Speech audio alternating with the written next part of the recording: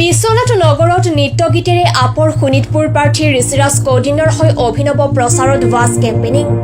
আম আদমি পাৰ্টীয়ে নিৰ্বাচনী প্ৰচাৰৰ ক্ষেত্ৰত অভিনৱ পন্থা গ্ৰহণ কৰিছে। এইবাৰ গীত নৃত্যৰ মাধ্যমেৰে আম আদমি পাৰ্টীয়ে নিৰ্বাচনী প্ৰচাৰ চলাইছে।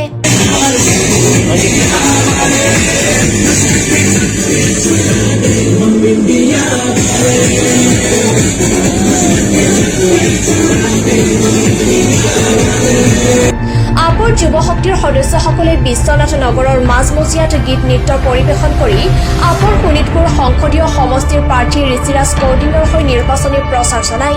নিৰ্বাচনী প্ৰচাৰৰ নেতৃত্ব দিয়া আপৰ যুৱ শক্তিৰ নৃত্য গীতৰ কাৰ্যসূচী চলি থকাৰ সময়ত উপভোগ কৰিবলৈ অহা ৰাইজক প্ৰচাৰ কাৰ্যসূচীৰ মাজতে আপৰ সদস্যসকলে শোণিতপুৰ সংসদীয় সমষ্টিৰ আম আদমি পাৰ্টীৰ প্ৰাৰ্থী ঋষিৰাজ কৌডিন্যৰ প্ৰচাৰ পত্ৰ ৰাইজৰ মাজত বিতৰণ কৰে।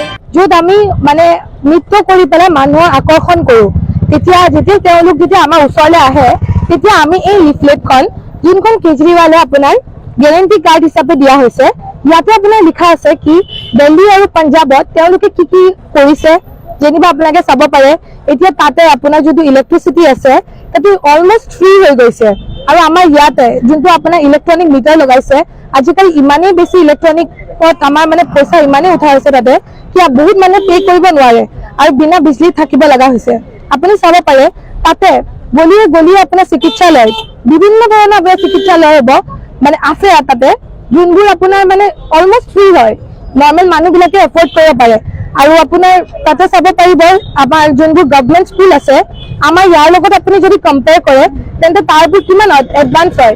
আৰু ৰিচেণ্টলি 3 লাখ ষ্টুডেণ্টছ আপোনাৰ প্ৰাইভেট স্কুলৰ পৰা গভৰ্ণমেণ্ট স্কুললৈ আপোনাৰ ট্ৰান্সফাৰ হৈছে। এইটো এটা বহুত ডাঙৰ কথা। যোনবোৰ মানে আপোনালোকৰ যোনবোৰ আৰু মানে আমি এইবোৰে মানে যোনটো আমাৰ নৱ প্ৰজন্ম আমি সিহঁতে মানে চব উঠি আহিছে। আমাক এই চিষ্টেমটো আমাক চেঞ্জ লাগে আৰু সেইবাবে আমি চব উঠি আহিছো চেঞ্জ বিচাৰি পেলাই। হয়, বিশ্বনাথৰ পৰা ধৰ্ম ৰিজানৰ ৰিপৰ্ট, PI নিউজ।